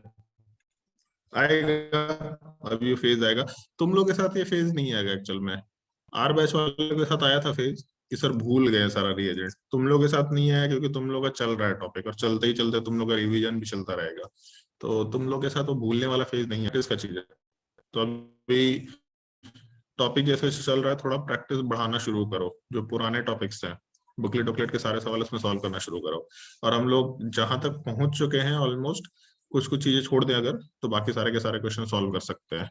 तो बहुत ज्यादा लंबा टाइम नहीं लगने वाला है तुम लोग का भी टॉपिक कंप्लीट होने में। उसके बाद जितना हो सकता है क्वेश्चंस प्रैक्टिस करना है, और लोग सजेशन देंगे तुम लोग को डीपीपी का क्वेश्चन सॉल्व करने का। डीपीपी एक बार हम निकाल के देखते हैं, बता देंगे कि यहाँ से यहाँ तक का डीपीपी सॉल्व कर लो। तो वो सब क्वेश्चंस प्रैक्टिस करने तुम लोग को, फिर उसके बाद एक याद रहना शुरू हो जाएगा। या फिर एमएस चौहान भी सॉल्व कर सकते हैं, तुम्हारी मर्जी है। जितना क्वेश्चंस प्रैक्टिस करना ऑर्गेनिक में प्रैक्टिस करो। क्वेश्चंस प्रैक्टिस करते करते करते अपने आप रिएजेंट चमकना शुरू होगा। कैसे ये रिएजेंट है, मैकेनिज्म ध्यान रखना मस्ट है। अगर मैकेनिज्म ध्यान नहीं रख रहे तो क्वेश्चन में गलती करेंगे। उसके लिए नोट्स कॉपी के क्वेश्चन ही बार बार प्रैक्टिस कर लो, उससे ज्यादा कुछ नहीं करने की जरूरत है। नोट्स कॉपी में सारा कुछ कवर किया हुआ है, सारा कुछ, उससे ज्यादा कहीं कुछ नहीं पूछने वाला। उससे ज्यादा अगर पूछता है मतलब बाहर का चीज पूछा जा रहा है। चलो ठीक है, अगर डाउट नहीं है तो फिर हम लोग का नेक्स्ट रिएक्शन SNA रिएक्शन। कुछ क्वेश्चंस प्रैक्टिस करवाएंगे, अभी हमारे नोट्स कॉपी से तुमको प्रैक्टिस करना है, बट उससे पहले हम लोग SNA रिएक्शन डिस्कस करते हैं। अब SNA रिएक्शन में हम लोगों का पहला पॉइंट तो ये है, रिएक्शन ऑफ एसिड डेरिवेटिव। ऊपर हम मेंशन कर दिए थे 4 डेरिवेटिव्स थे, असाइल हैलाइड, एनहाइड्राइड, ईस्टर और दूसरा अमाइड। ये 4 रिएक्शंस है जो अपने को एसिड डेरिवेटिव में डिस्कस करना है। और क्योंकि हम लोग ये रिएक्शन मैकेनिज्म पहले ही डिस्कस कर चुके हैं, तो अब इसमें तो हमको नहीं लगता है कि बहुत ज्यादा कुछ बताने का है, अपार्ट फ्रॉम रिएक्टिविटी। रिएक्टिविटी के अलावा ज्यादा कुछ भी बताने का नहीं है, बट एक रिएक्शन का पार्ट थोड़ा मालूम होना चाहिए। जैसे अगर मान लो हम लोग के पास ऐसा कुछ कंपाउंड दे रखा, RC डबल बॉन्ड हो, और डेरिवेटिव का मतलब यहाँ पे कोई ना कोई एक लिविंग ग्रुप होगा, चाहे वो हेलोजन हुआ या उसमें ईस्टर का OR ग्रुप हुआ, अमाइड का NH2 ग्रुप हुआ, ऐसा कुछ हो सकता है। इसका रिएक्शन जब हम लोग रिग्नार्ड एजेंट के साथ कराएंगे तो इसमें 2 स्टेप में रिएक्शन होगा, एक स्टेप में नहीं होता। पहला स्टेप R माइनस जाएगा और यहाँ से लिविंग ग्रुप को हटाएगा, मतलब अपने प्रोडक्ट में R' के साथ C डबल बॉन्ड हो और इस पे ग्रिग्नार्ड रिएजेंट वाले पार्ट की तरफ से जो कार्बन चेन है वो ऐड हो गया। बट जैसे ही एडिशन हुआ तो एल्डिहाइड या कीटोन का फॉर्मेशन हो गया, और जैसे ही एल्डिहाइड कीटोन का फॉर्मेशन हुआ तो फिर से इसमें ग्रिग्नार्ड रिएजेंट रिएक्शन कर सकता है। पहले स्टेप में RMGX, और अब जाके हम लोग लास्ट स्टेप में एसिडिफिकेशन कर सकते हैं। मतलब अपने प्रोडक्ट में R' के साथ C डबल बॉन्ड हो, एक कार्बन चेन पहले से था, दूसरा कार्बन चेन अभी ऐड हो गया ग्रिग्नार्ड एजेंट की तरफ से, और जो डबल बॉन्ड O है वो हटेगा, OH में कन्वर्ट हो जाएगा। ये हम लोग का फाइनल प्रोडक्ट एल्कोहल निकल के आ सकता है। तो अगर हम लोग को एसिड डेरिवेटिव का रिएक्शन कराना है तो पहले स्टेप में हमेशा लिविंग ग्रुप हटेगा, और फिर दूसरे स्टेप में एक और न्यूक्लियोफिलिक एडिशन होगा, वहां से प्रोडक्ट आराम से बनाया जा सकता है। और ये हम लोग का नॉर्मल स्टेप है। मैकेनिज्म पहले देख लेते हैं, उसके बाद डिस्कशन करेंगे। और मैकेनिज्म हम लोग क्योंकि देख रखा है तो कुछ नया नहीं है इसमें अपने पास डिस्कस करने का। मैकेनिज्म वाले पार्ट में सबसे पहला स्टेप, जो हम लोग का कार्बन चेन होता है नॉर्मली, उसमें जो भी लिविंग ग्रुप है, भले वो हेलोजन हो या OR ग्रुप हो या C डबल बॉन्ड हो, वो ऑक्सीजन माइनस ग्रुप हो, सबसे पहले स्टेप में जो हम लोग का ग्रिग्नार्ड रीजन का R माइनस है, ये पार्ट इलेक्ट्रॉन कोऑर्डिनेट किया, क्योंकि रीजन वही है 11वें बार, बस मेंशन कर दे रहे, कुछ बोल नहीं रहे। कार्बन के ऊपर इलेक्ट्रॉन कोऑर्डिनेट किया, ऑक्सीजन का बॉन्ड ब्रेकर के ऊपर चला गया, तो यहाँ से R' C के ऊपर माइनस चार्ज, C के ऊपर O माइनस, इस पे एक लिविंग ग्रुप वाला पार्ट प्रेजेंट है, और यहाँ पे कार्बन चेन अटैच हो गया, पहला स्टेप। और ये पॉइंट भी हम लोग पहले डिस्कस कर चुके हैं। अगर एक एटम के ऊपर लिविंग ग्रुप प्रेजेंट है और उसी पे एक न्यूक्लियोफिलिक एटम भी प्रेजेंट है, तो न्यूक्लियोफाइल इलेक्ट्रॉन कोऑर्डिनेट करके लिविंग ग्रुप को हटाएगा, और ऐसे हम लोग पुअर लिविंग ग्रुप को भी हटा सकते हैं, कोई दिक्कत नहीं है। तो अपने प्रोडक्ट वाले पार्ट में R' के साथ C डबल बॉन्ड हो और यहाँ पे कार्बन चेन का एडिशन। अब ये पूरे स्टेप में हम लोगों के पास क्या एग्जिस्ट कर रहा है, तो ऑब्वियस सी बात है, ये पूरे स्टेप में सबसे पहला स्टेप न्यूक्लियोफाइल का एडिशन हुआ, सबसे पहला स्टेप। दूसरे स्टेप में क्या हुआ, तो लिविंग ग्रुप वाला पार्ट हटा, मतलब एक न्यूक्लियोफाइल वाला पार्ट डिस्प्लेस हो गया। तो बेसिकली हम लोग न्यूक्लियोफिलिक सब्स्टिट्यूशन कर रहे हैं, जहां लिविंग ग्रुप है वहां पे हम लोग का दूसरा न्यूक्लियोफाइल आ गया, कार्बन चेन वाला पार्ट।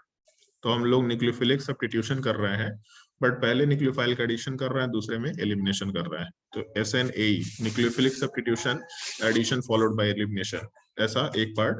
और दूसरा, क्योंकि अपना इंटरमीडिएट sp3 है हाइब्रिडाइजेशन में, मतलब टेट्राहेड्रल शेप का होगा, तो हम लोग इसका नाम SNTH भी रख सकते हैं, न्यूक्लियोफिलिक सब्स्टिट्यूशन टेट्राहेड्रल, ये यहाँ से निकल के आता है। और इस पूरे स्टेप में जो हम लोग का पहला स्टेप है, यही पार्ट अपना RDS है। जो लिविंग ग्रुप हटने का स्टेप है वो RDS नहीं होता, जो पहला स्टेप होता है वही RDS है। तो बेसिकली न्यूक्लियोफाइल का एडिशन ही यहाँ पे भी RDS है। तो जो फैक्टर्स ऊपर थे रिएक्टिविटी में, वही फैक्टर्स यहाँ भी आते हैं, क्योंकि न्यूक्लियोफाइल को ऐड होने में क्या क्या प्रॉब्लम आएगा, तो ग्रुप का स्टेरिक हिंड्रेंस आएगा, फिर उसके अलावा जो रेजोनेंस वाला पार्ट हो सकता है वो निकल के आएगा। वो तो बहुत ही ऑब्वियस है, क्योंकि अगर हम लोग का जैसे ईस्टर ग्रुप हुआ तो यहाँ पे रेजोनेंस हो सकता है।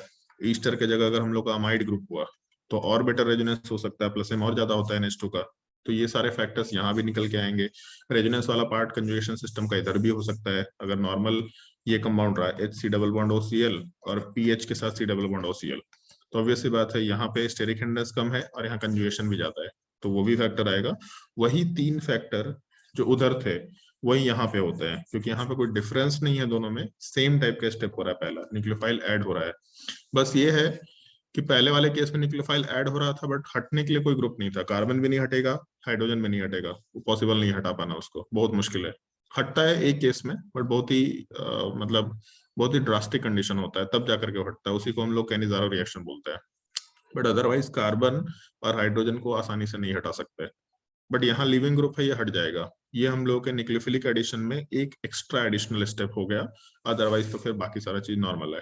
बट फिर वही है कि न्यूक्लियोफिलिक एडिशन हुआ, फिर वो लिविंग ग्रुप हटा, फिर जो कंपाउंड आया एल्डिहाइड कीटोन, इसको फर्दर न्यूक्लियोफिलिक एडिशन करा सकते हैं। उसका हम मैकेनिज्म मेंशन नहीं कर रहे, बस इतनी तक के पार्ट की बात कर रहे हैं। अब इसमें एक चीज है कि नॉर्मली SN-AE रिएक्शन यहीं तक कंसिडर किया जाता है, केवल यहीं तक। तो अगर केवल यहीं तक न्यूक्लियोफिलिक SN-AE रिएक्शन है तो यहाँ हम लोग स्टीरियोकेमिस्ट्री की बात भी नहीं कर सकते, क्योंकि यहाँ पे एटम sp2 हाइब्रिडाइजेशन में है। मतलब कोई कायरल सेंटर नहीं होगा, कोई ज्योमेट्रिकल सेंटर एग्जिस्ट नहीं करेगा। पहले डबल बॉन्ड होता, अभी भी डबल बॉन्ड हुआ है, तो इसका मतलब यहाँ पे हम लोगों का कोई भी स्टीरियोकेमिस्ट्री का पार्ट नहीं आ रहा, वो अपना डिस्कशन किसी काम का नहीं है। तो स्टीरियोकेमिस्ट्री का खत्म हो गया, रिएक्टिविटी वाला पार्ट सिमिलर रहा क्या, ऐसा लिख देता है अभी के लिए बस। consider similar to aldehyde ketone, जो हम लोग का नॉर्मली कार्बोनिल कार्बन था, एग्जैक्टली सिमिलर उसी टाइप की बात करनी है। तो यहाँ पे कुछ डिफरेंस नहीं रहेगा। हाँ, एक पॉइंट आ जाएगा यहाँ पे कि हम लोग अगर इन कंपाउंड्स में रिएक्टिविटी कंसिडर करें, जो चारों अलग अलग हेलोजन डेरिवेटिव्स हैं, sorry acid derivatives, acyl halide हो गया, दूसरा एनहाइड्राइड हो गया, तीसरा ईस्टर हो गया, और चौथा अमाइड हो गया। और अमाइड में हम वो पॉसिबिलिटी लेके चल रहे हैं कि हम लोगों का 3 डिग्री वाला पार्ट है। अभी के लिए हम NH2 लिख रहे हैं, क्योंकि एक जनरल SN-AE की केस में NH2 रहेगा, कोई दिक्कत नहीं है। यहाँ पे एसिड बेस रिएक्शन की पॉसिबिलिटी है, अदरवाइज हम उसको नेग्लेक्ट करके चल रहे हैं। ठीक है, इस चीज का थोड़ा ध्यान रखना है। यहाँ पे पहले ये स्टार मार्क कर देता है कि हम लोग का 3 डिग्री वाला पार्ट है ओनली। तो इस केस में अगर ये 4 केसेस रहे तो इन चारों में कैसे रिएक्टिविटी कंपेयर करेंगे? तो पहला चीज, हेलोजन वाला पार्ट प्लस एम तो शो नहीं करता बहुत ज्यादा, माइनस आई बहुत ज्यादा डोमिनेंटली शो करता है। बाकी दूसरे वाले केस में क्योंकि दोनों कॉमन टाइप का है तो किसी भी एक को कंसिडर कर लो। ऑक्सीजन अपना लोन पेयर कोऑर्डिनेट करेगा, मतलब प्लस एम इफेक्ट शो करेगा कार्बन वाले पार्ट पे। तीसरे वाले केस में ऑक्सीजन फिर से लोन पेयर कोऑर्डिनेट करेगा, मतलब प्लस एम इफेक्ट शो करेगा। और चौथे वाले केस में नाइट्रोजन प्लस एम शो करेगा, मतलब यहाँ भी लोन पेयर कोऑर्डिनेट कर रहा है। तो माइनस आई रिएक्टिविटी बढ़ाएगा, पॉजिटिव चार्ज बढ़ा रहा है मतलब रिएक्टिविटी बढ़ाएगा, प्लस एम रिएक्टिविटी घटाएगा, प्लस एम रिएक्टिविटी घटाएगा, प्लस एम रिएक्टिविटी घटाएगा। तो एक चीज तो मालूम पड़ गया कि पहला सबसे ज्यादा रिएक्टिव है। अब सेकंड थर्ड फोर्थ की बात करते हैं। सबसे ज्यादा प्लस एम किसका होना चाहिए ये तुम लोगों को डिसाइड करना है। लास्ट के तीनों केस में रिएक्टिविटी के लिए सबसे ज्यादा प्लस एम किसका है और कैसे कैसे बता पा रहे हैं?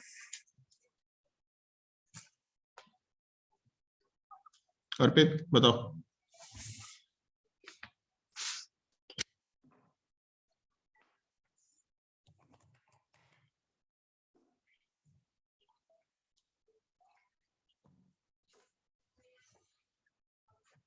तुम लोगों को प्रॉपरली सिखाए थे हम एम इफेक्ट कंपेयर करना। सर सेकंड वाला। सेकंड वाले सेकंड का का प्लस एम होगा। सबसे ज्यादा है। हाँ, अच्छा तान्या,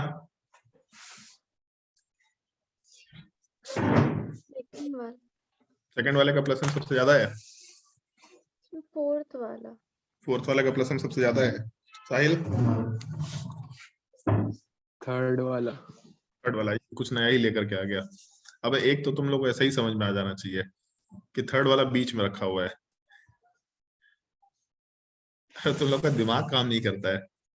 हम इसी ऑर्डर में, ऑब्वियस सी बात है, रिएक्टिविटी के ऑर्डर में ही लिखे है सब कुछ, पहले ही बता दिया था रिएक्टिविटी के ऑर्डर।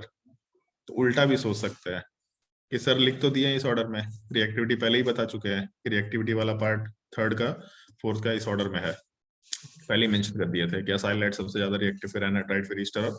तो रिएक्टिविटी कैसे कंपेयर होगा, तो जहां पे सबसे ज्यादा रेजोनेंस होगा या सबसे ज्यादा प्लस एम होगा, सबसे लेस रिएक्टिव होगा, फिर उसके बाद तीसरे का नंबर आएगा, फिर उसके बाद दूसरे का नंबर आएगा।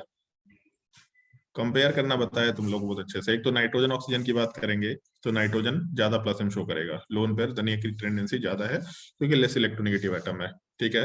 तो nitrogen in comparison to oxygen तो बेटर हो गया, तो जितना ज्यादा प्लस एम रिएक्टिविटी उतना कम हो गया।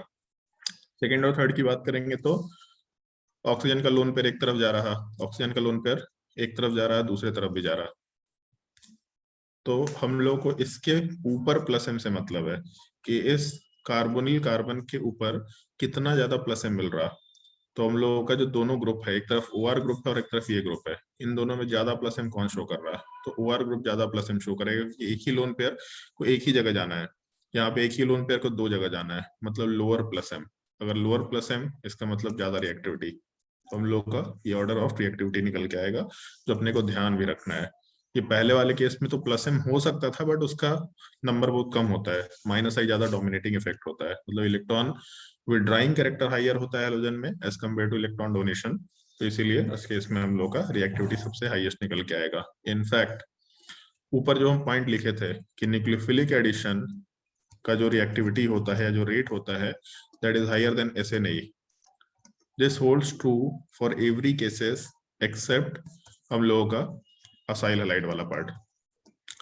जो असाइल हैलाइड है this is more reactive than aldehyde ketone, मतलब SNAE ज्यादा रिएक्टिव हो जाएगा as compare to aldehyde ketone the nucleophilic addition.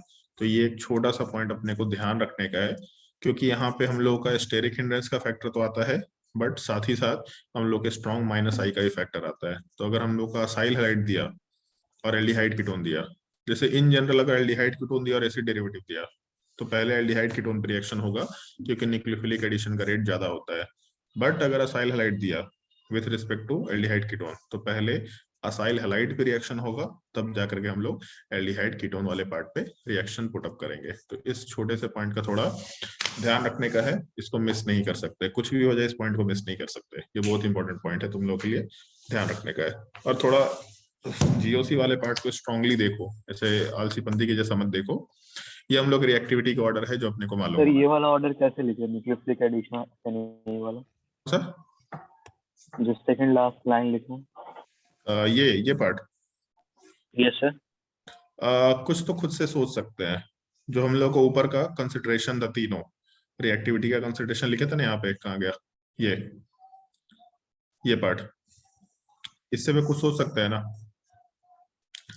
क्योंकि हम Yes, लोग sir. का मान लो एल्डिहाइड कीटोन है, तो इस केस में हम लोग का कोई plus M minus M group नहीं है, बट इसकी जगह अगर कोई भी प्लस एम ग्रुप हो गया तो रेजोनेंस भी और उसमें भी प्लस एम है, प्लस एम तो डेल्टा पॉजिटिव चार्ज बहुत ही ज्यादा घटाएगा, तो इस वजह से रिएक्टिविटी डिक्रीज करेगा। ठीक है, तो जनरली अब क्या है कि हैलोजन थोड़ा एक्सेप्शनल है, तो इसीलिए उसको हम लोग अलग से मेंशन नहीं करते, क्योंकि अपना जनरल कंसेप्शन लिखने का तरीका बिगड़ जाएगा। तो इसलिए हैलोजन में हम लोग लिख देते हैं ऐसा कि न्यूक्लियोफिलिक एडिशन का रेट ज्यादा है, बट ठीक है, हैलोजन का अलग से केस याद रखेंगे कि हैलोजन भाई अलग है, उसका माइनस आई चलता है, उसका दुनिया ही अलग चल रहा है, बट जनरली ऐसा होता है, ऐसा बोलते हुए चल रहा है। और यहाँ पे हम लोगों का जो नाइट्रोजन का केस है, अमाइड का केस है, वो यहाँ पे तो उल्टा कर दे रहा है, उल्टा पुल्टा, वो तो बिल्कुल एसिड बेस रिएक्शन में चला जा रहा है, तो यहाँ पे तो हम लोग बात नहीं कर सकते। बट इन जनरल जब जब एक्चुअल में ऐसे नहीं रिएक्शन होता है, R माइनस के अलावा कोई भी दूसरा न्यूक्लियोफाइल हो गया, तो अमाइड सबसे लास्ट में चला जाता है। तो इस छोटे से पॉइंट को थोड़ा ध्यान रखने का है। और कोई डाउट है तो बताओ। तो जैसे E1 को लिखे थे ना SN1 + E, तो वैसे ही हम लोग SNA को दो स्टेप में SN2 लिख सकते हैं कि SN2 हो रहा है लेकिन दो स्टेप ना में। ना ना, SN2 अलग चीज है, SN2 एकदम अलग चीज है। SN2 क्यों लिख पाते हैं वहां पे, क्योंकि वहां पे एक ही स्टेप होता है और वही रेट डिटरमाइनिंग स्टेप में दो दो चीजें इन्वॉल्व है, इसलिए उसको हम लोग अलग नाम दे रहे हैं। दोनों स्टेप सेम थोड़े ना है, न्यूक्लियोफाइल का पहले एडिशन हुआ, जबकि SN2 में जैसे जैसे एडिशन हो रहा था वैसे वैसे लिविंग ग्रुप का रिमूवल हो रहा था, तो डिस्प्लेसमेंट है। यहाँ पे डिस्प्लेसमेंट थोड़ा अलग टाइप का, यहाँ पे डिस्प्लेस नहीं बोल रहे, यहाँ रिप्लेसमेंट बोल सकते हैं। डिस्प्लेसमेंट मतलब ऐसा है कि जैसे जैसे हम आते जा रहे हैं वैसे वैसे वो हटता जा रहा है, इसको हम लोग डिस्प्लेसमेंट बोलेंगे। रिप्लेसमेंट मतलब कि वो हटना है तो पहले ही हट गया, हम बाद में आए, या फिर हमको आना है तो हम पहले ही आ गए, वो बाद में हटा, ये रिप्लेसमेंट हो गया। इस टाइप का चीज है, ठीक है, दोनों में बहुत ह्यूज डिफरेंस है। और कोई डाउट तो बताओ।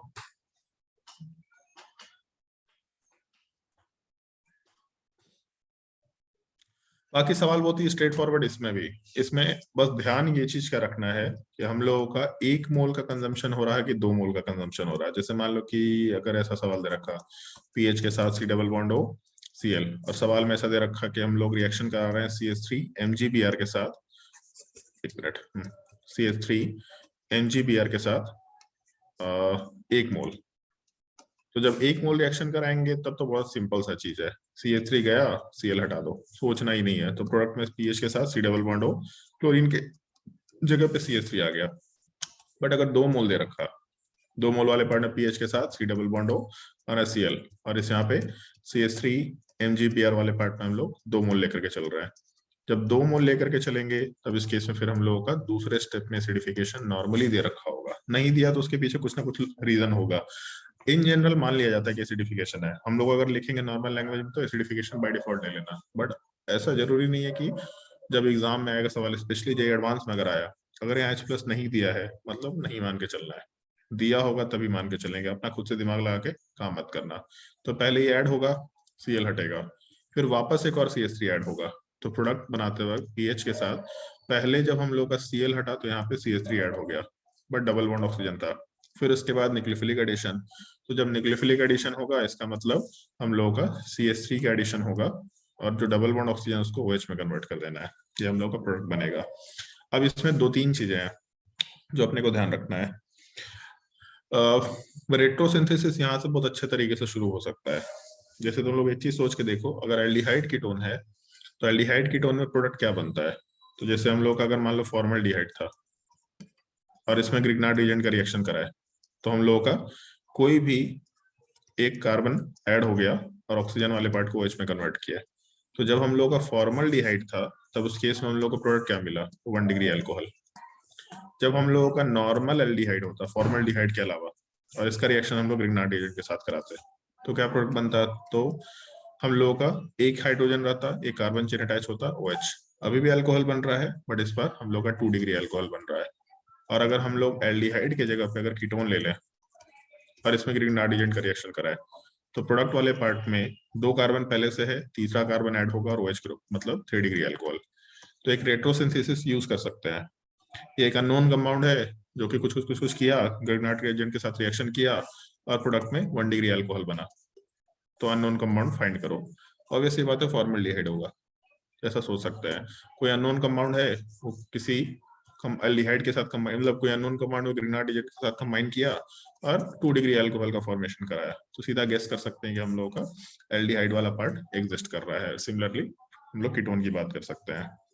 एक और भी चीज है, अगर हम लोग इसी की जगह एसिड डेरिवेटिव लेते हैं, तो एसिड डेरिवेटिव में फाइनल प्रोडक्ट हम लोगों को एक्सेस ग्रिग्नार्ड एजेंट के साथ रिएक्शन करने पे ग्रिग्नार्ड वही मिलता है, क्या बोलते हैं, एल्डिहाइड अल्कोहल ही मिलता है, क्योंकि पहले एल्डिहाइड कीटोन मिला फिर अल्कोहल मिलना है। बट एक मॉडिफिकेशन होता है यहाँ पे, ऊपर वाले केस में हम लोग जैसे यहाँ पे एक छोटा सा चेंज करते हैं, इसको R की जगह R' रखते थे ऐसा, ताकि डिफरेंस क्रिएट हो, और नीचे वाले केस में एक को R कर देते हैं येलो कलर से और एक को रेड कलर से कर देते हैं R, या R" कर देते हैं, ज्यादा बेटर ऐसा।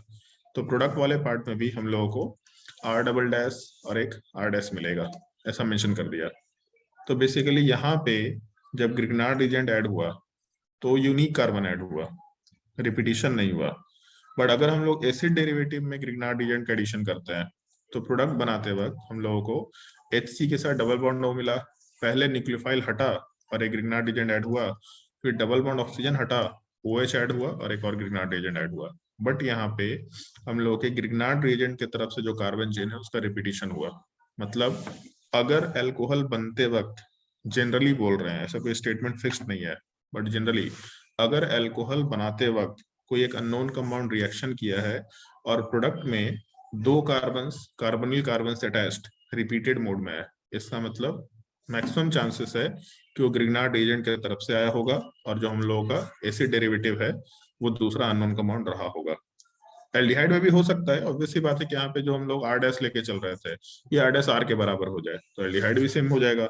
ऐसा नहीं बोल रहे कि एल्डिहाइड कीटोन में पॉसिबिलिटी नहीं है, बट इन जनरल अगर एसिड डेरिवेटिव है तो उसमें तो चांसेस हैं, उसमें तो हमेशा होना है कि एक्सेस में जब रिएक्शन होगा तो हम लोगों का जो ग्रिग्नार्ड रिएजेंट वाले पार्ट की तरफ से कंपाउंड आएगा वो बार बार रिपीटेड मोड में आएगा। तो उससे हम लोग आइडेंटिफिकेशन के ऊपर थोड़ा वर्कआउट कर सकते हैं कि जो अननोन कंपाउंड है उसको आइडेंटिफाई कर लिया कि हाँ ये एक पॉसिबिलिटी हो सकता है। तुम्हारे नोट्स में 2-3 क्वेश्चंस होंगे इसी चीज के ऊपर बेस्ड, आराम से उस चीज को गेस कर सकते हैं, तो मजा आएगा तुम लोग क्वेश्चन सॉल्व करने में। फिर से हम वही सेम सजेशन देंगे कि क्वेश्चन अभी सॉल्व करना है तुम लोगों को, और अभी सॉल्व करना, सो कल पे मत डालना, अभी सॉल्व करो आराम से प्रैक्टिस करने के पर्सपेक्टिव से। जो राइट साइड में आंसर होगा आंसर को हाथ से छुपा लेना, क्वेश्चन सॉल्व करते जाना, क्वेश्चन सॉल्व करना, उसका आंसर फिर पलट के देखने का इसका आंसर सही है कि गलत है, बट हाथ से छुपा के करना काम, तब जाके ज्यादा मजा आएगा। अगर आंसर थोड़ा भी नजर पड़ गया तो फिर उसी डायरेक्शन में सोचना शुरू कर देंगे। पहले क्वेश्चन सॉल्व करो, तुम्हारा 1-2 जगह आंसर गलत आएगा, फिर उसके बाद तुमको मालूम पड़ेगा क्या गलती है। अगर तुमको नहीं समझ में आ रहा है तो ग्रुप में मैसेज डालो कि सर इस वाले क्वेश्चन में तो ऐसा होना चाहिए ना, हम तुरंत उसमें रिप्लाई बैक कर देंगे। बट उसमें क्वेश्चन जैसे 1 मिनट पेज नंबर निकालने दो, वहां पे नोट्स,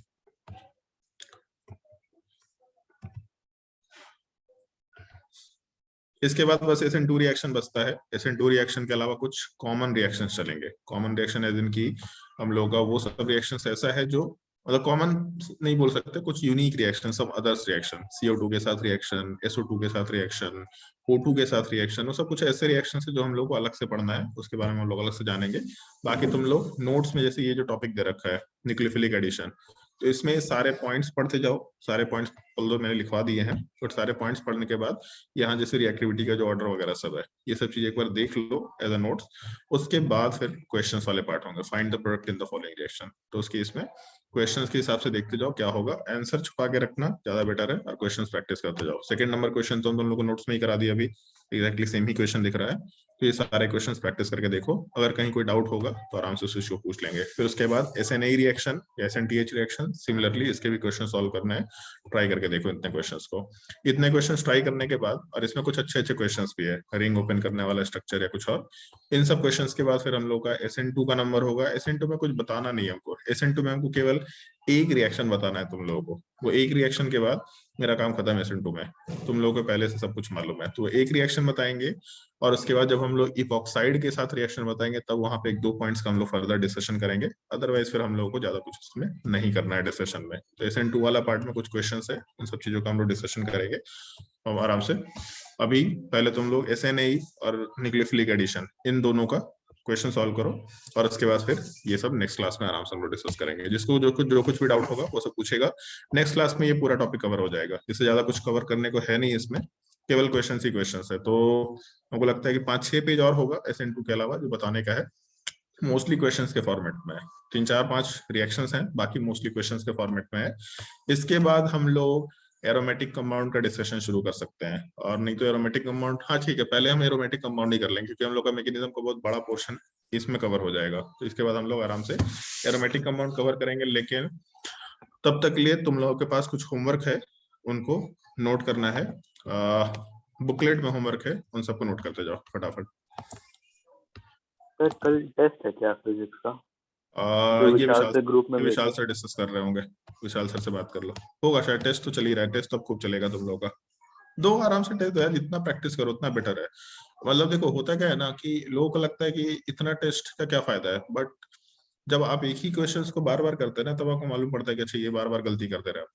जितना हो सकता है क्वेश्चंस प्रैक्टिस करना है, लास्ट के स्टेज में बस मॉक टेस्ट पेपर देना होता है, जितना टेस्ट दो, जितना गलती करना है टेस्ट में गलती करो, हमेशा टेस्ट को सीरियसली देना है।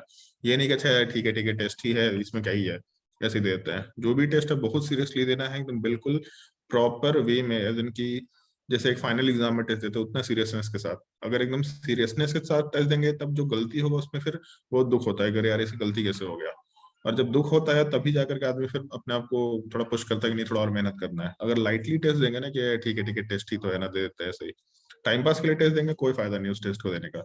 4-5 महीने जितना सीखना होता है मोस्टली टेस्ट से, रिवीजन और टेस्ट, पढ़ाई वढ़ाई से कुछ नहीं होता है, mostly revision and test, revision and test, जितना टेस्ट देते जाएंगे उतना मॉडिफिकेशन होता जाएगा, उतना बेटर। क्या टॉपिक का सिलेबस है क्या डिस्कशन हो रहा है, ये सारा का सारा चीज, एक एक चीज का डिस्कशन। तुमको अगर कहीं भी टेस्ट में कोई प्रॉब्लम होता है तो बताओ, जो मेडिकल वाले लोग हैं, तुम लोग एलन का या आकाश का दोनों का टेस्ट रिज्वाइन करो, मतलब इनफैक्ट दोनों का ही करो, ज्यादा बेटर है। दो ही इंस्टीट्यूट से पूरे इंडिया भर में जिसको लोग ज्यादा क्रेडिबल मानते हैं, क्योंकि काफी पुराने टाइम से चला रहा है, तो उन लोग का जो पूरा पेपर का पैटर्न है वो सब ठीक ठीक बना हुआ है, क्वेश्चंस में गलतियां नहीं होती है। तो हम लोग का जो टेस्ट चल रहा है, उन दोनों का टेस्ट रिज्वाइन करो। टेस्ट रिज्वाइन करना मस्ट है, मतलब करना ही चाहिए, क्योंकि जब अब तो पेपर देते हैं ना, तो उससे बहुत सारी चीजें मालूम पड़ती है। दो अलग इंस्टीट्यूट्स अलग अलग लेवल का पेपर लेगा, और इनफैक्ट दोनों भारी लेंगे। एलन और आकाश दोनों भारी पेपर लेता है। सिमिलरली इंजीनियरिंग में भी एलन और फिटजी वाले लोग बहुत हाई लेवल का पेपर लेते हैं। उससे फर्क नहीं पड़ रहा कि पेपर भारी या आसान है, ये देखो कि मेरा क्यूमुलेटिव स्कोर कितना है। प्रिडिक्शन ज्यादा बड़ा चीज है एज कम्पेयर टू फ्लक्चुएशन। अगर मेरा एक में 90% मार्क्स आ रहा है, एक में 10% मार्क्स आ रहा है, किसी काम का नहीं है। अगर मेरा ऑन एन एवरेज 60% मार्क्स आ रहा है, मतलब प्रिडिक्शन कर सकते हैं यहाँ 60% ऑन एन एवरेज आ रहा है, तो यही मेरा होना जाना है आगे। तो ये प्रिडिक्शन वाले पार्ट के लिए आपको टेस्ट देना जरूरी होता है। जितना हो सकता है आप टेस्ट के मोड में आओ। ठीक है, हम ऑर्गेनिक नहीं पढ़ रखे, नहीं पढ़ रखे, ऑर्गेनिक वाला टेस्ट नहीं देंगे। तो ऑर्गेनिक वाला टेस्ट देंगे तो पहले से मान के जाएंगे कि हमको नहीं आता, जितना आता है उसके हिसाब से हम इतना नंबर ला पा रहे हैं। सिंपल सी बात है, उससे ज्यादा दिमाग नहीं लगाना है। बट बाकी जो पढ़ रखे हैं उनका अब रिवीजन का टाइम आ गया, क्योंकि जैसे जैसे टेस्ट होगा, अगर उसके लिए सीरियसली प्रैक्टिस करेंगे, सीरियसली प्रिपेयर करेंगे, तो ज्यादा बेटर होता चला जाएगा सब कुछ। चलो आते हैं क्वेश्चंस पे। ये सब क्वेश्चन तुमको लगता है सब दिया हुआ है तुम लोगों को, SN2 SNI ये दे रखा क्वेश्चन 21। मेरे हिसाब से शायद सारा होमवर्क दे चुके थे, बोले थे सब बना लेना, बट नहीं भी दिया है तो इसको सॉल्व करते जाओ। कोई भी क्वेश्चन बचने का नहीं, बस ये क्वेश्चन अभी छोड़ देना, ये हम लोग अभी इपॉक्साइड वाला रिएक्शन अलग से पढ़ेंगे, इसमें ग्रिग्नार्ड रिएजेंट में पढ़ेंगे, वहां पे बता देंगे। क्वेश्चन नंबर 28 रहने देना। E1 तो पढ़ ही चुके हैं, ये सब तो बनने लायक सवाल है पूरा। ये सब शायद आएंगे, हाँ बना भी लेंगे, बना लेना ये सब। ये सारा का सारा क्वेश्चन बनाना है आपको। क्वेश्चन नंबर 35 सॉल्व करना है।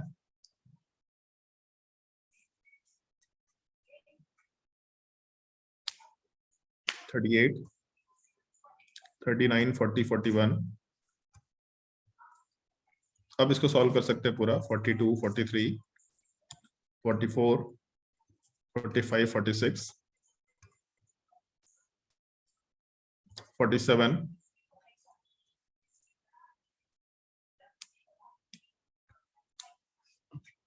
49 वाले क्वेश्चन में इसको ट्राई करके देखना। क्वेश्चन नंबर 1 ट्राई करना, 2 तो ट्राई करना ही करना है। 1 ट्राई करेंगे तो C और D भी ट्राई करना। क्वेश्चन नंबर 49 पूरा ट्राई करना। ये हम तुम लोग को बताया नहीं है, ये रिएजेंट नहीं बताया, बट सोचो आराम से, क्योंकि तुमको मालूम पड़ रहा है ये टॉपिक का नाम, ये हम लोग का न्यूक्लियोफिलिक एडिशन रिएक्शन टॉपिक का नाम है। उसके अंदर अगर ये सवाल है तो क्या होगा। मैकेनिज्म सिमिलर होता है, मैकेनिज्म चेंज नहीं होता, बस रिएजेंट चेंज होते हैं। सोच के देखना, आराम से क्वेश्चन बन जाएगा ये सारा। Question number 50।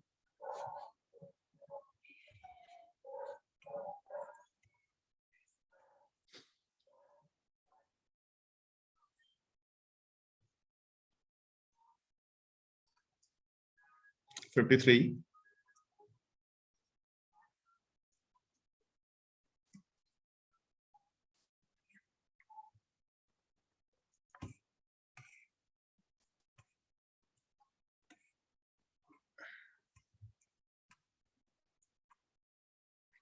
$65, 66, 67, 68, 69,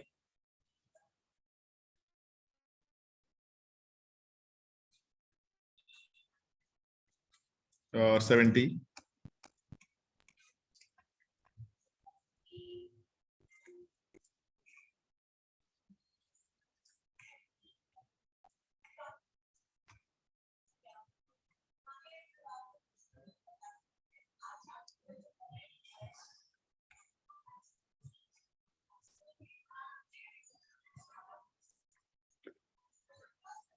और जो नीट वाले लोग हैं उनको भी यही क्वेश्चन सॉल्व करना है अभी।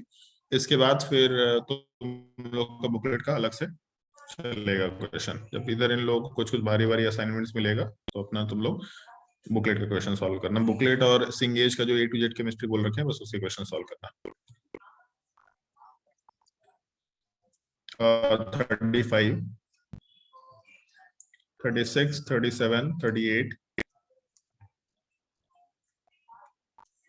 41,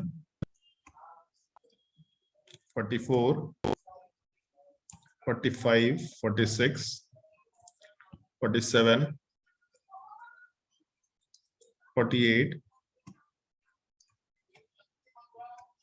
ये एक सवाल इपॉक्साइड का बचा रह गया है, इसको छोड़ देते हैं।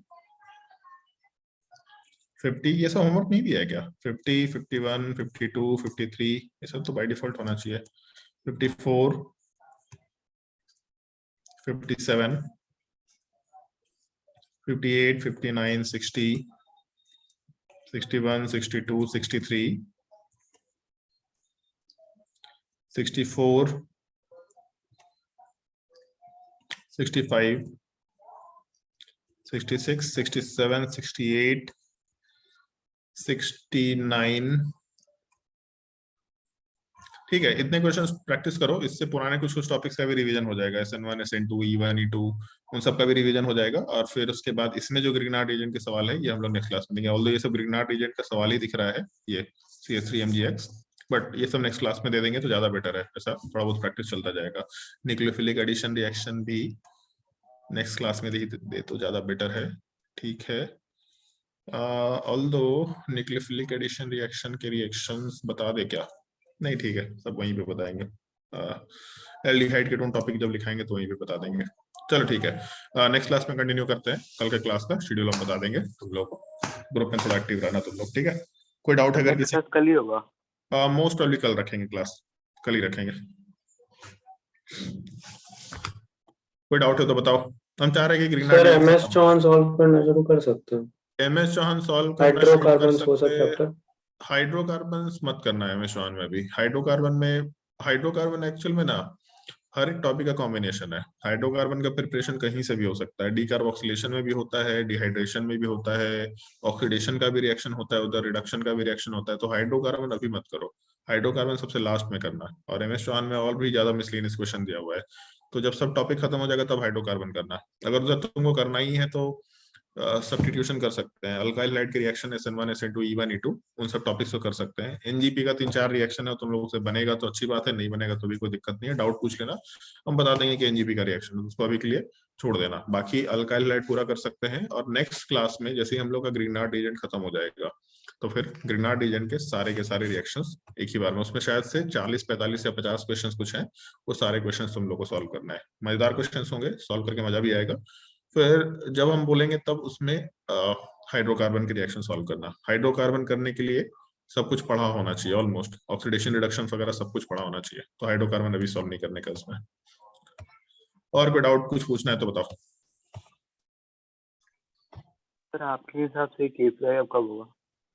हमारे हिसाब से KVPY अब अगर होना है तो मार्च के बाद होगा। जिस तरीके से केसेस बढ़ रहे हैं,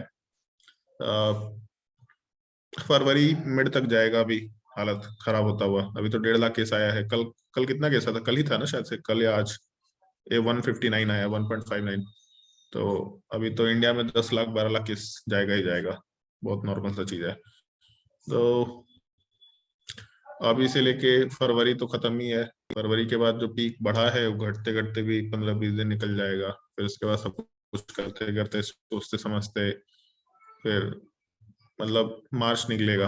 अप्रैल में मोस्ट ऑफ भी होना चाहिए, अब मार्च की लास्ट वीक तक किया जा सकता है।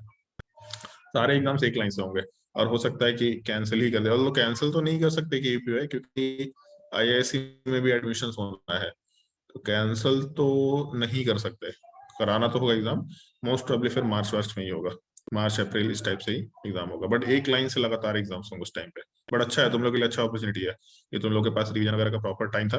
अभी बोर्ड वगैरह भी हो गया, चल रहे इधर से भी जितना हो सकता है क्वेश्चन प्रैक्टिस करने का है, जितना हो सकता है। मतलब ऑर्गेनिक का एक क्वेश्चन तो चलो ठीक है, ये तो कोई दिक्कत नहीं है, बट इसके अलावा जो भी क्वेश्चन है तुम्हारे मैथ्स के, फिजिक्स के, बायोलॉजी के, उन सबके क्वेश्चन अपना कवर करो। ऑर्गेनिक में भी ग्रिग्नार्ड रीजन खत्म होने का मतलब एक कॉपी खत्म हो चुका तुम्हारा पूरा, तो 50% सिलेबस तो ऑलरेडी खत्म हो चुका है।